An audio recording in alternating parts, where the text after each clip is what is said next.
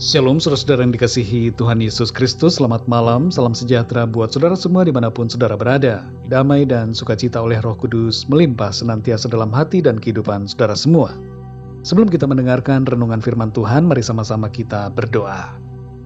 Kami bersyukur kepadamu ya Bapa, karena kasih anugerah-Mu kepada setiap kami, pimpinan dan penyertaan-Mu di sepanjang hari ini. Kami bersyukur untuk segala kemurahan dan kebaikan Tuhan.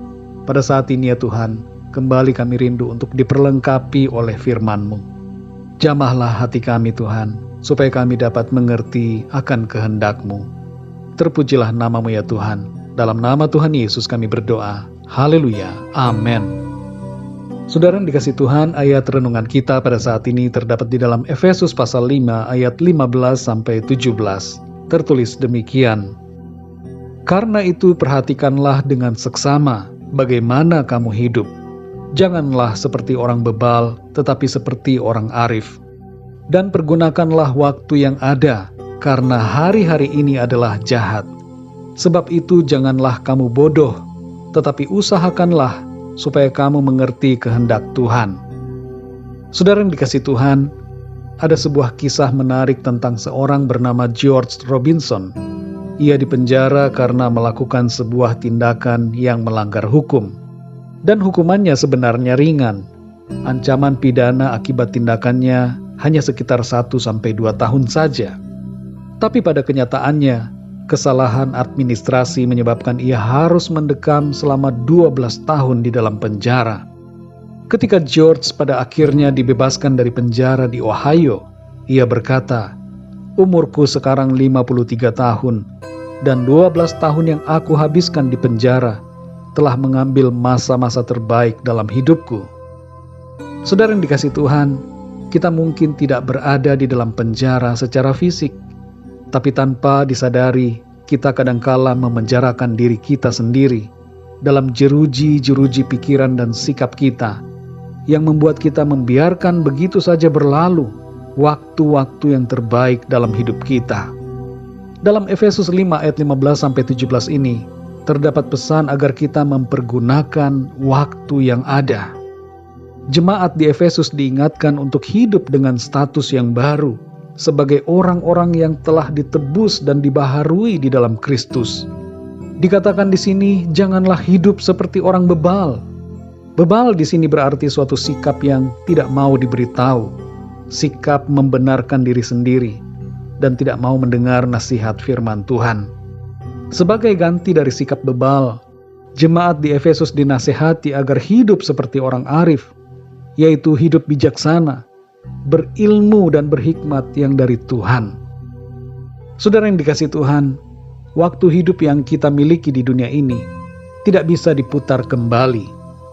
Jangan kita mengira bahwa umur di bumi ini begitu panjang, sehingga kita menyia-nyiakan dan membuang-buang waktu untuk hal-hal yang tidak baik. Tuhan menetapkan umur manusia 70-80 tahun dan maksimal 120 tahun. Maka mari kita pakai waktu yang Tuhan berikan dengan sebaik-baiknya. Seorang bapak yang sudah tua pernah berkata bahwa ia menyesal baru memulai hidup yang sungguh-sungguh di dalam Tuhan pada masa tuanya. Ia mengatakan seharusnya sejak muda ia menggunakan masa hidupnya secara baik dan mulia. Saudara yang terkasih, jangan biarkan diri kita terpenjara oleh sikap dan pikiran yang bebal.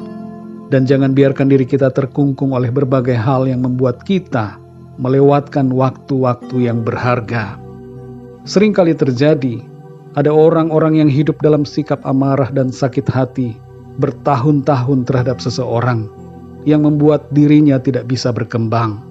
Para pria atau wanita, ada yang hidup dalam kekecewaan karena ditinggalkan pacar, tunangan atau pasangan hidupnya selama puluhan tahun, dan hal itu membuatnya tidak bisa maju. Ada juga orang yang hidup terus-menerus dalam dosa perselingkuhan berpuluh tahun, yang menghancurkan masa-masa terbaik dalam hidupnya.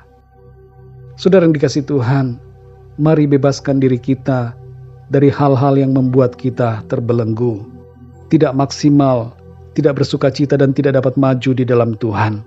Kita semuanya sebenarnya telah terbebaskan untuk yang terbaik. Kuasa darah Kristus membebaskan kita, supaya hidup kita menjadi bermanfaat, mulia, dan memancarkan kemuliaan Tuhan. Mari saudara yang dikasihi Tuhan, pergunakan waktu yang ada dengan sebaik-baiknya, seturut dengan kehendak Tuhan.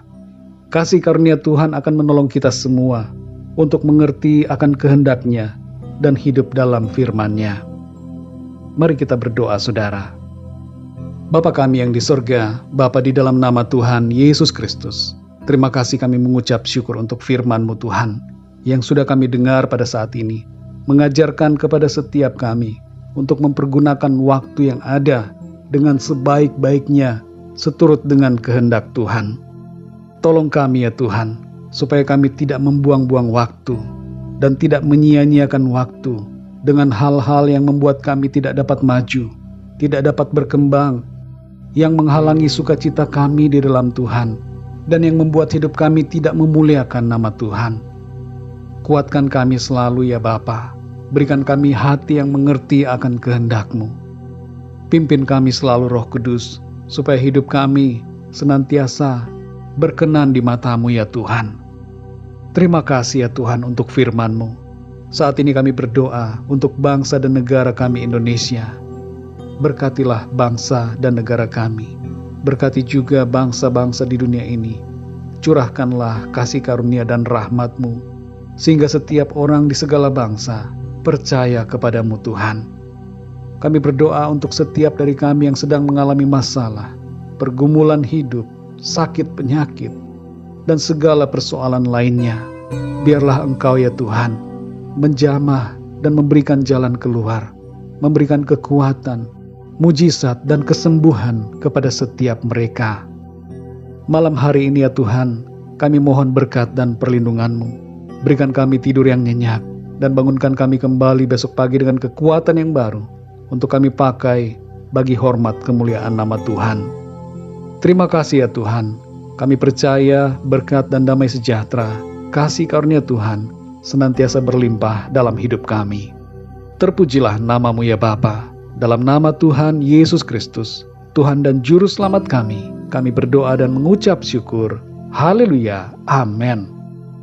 Puji Tuhan, saudara yang dikasihi Tuhan, saya percaya firman Tuhan menjadi berkat dan kekuatan buat saudara semua, dan Roh Kudus akan menolong saudara untuk lebih lagi memahami kebenaran firman Tuhan. Tuhan Yesus memberkati saudara semua. Selamat malam, selamat beristirahat, dan sampai jumpa dalam renungan yang berikutnya. Haleluya.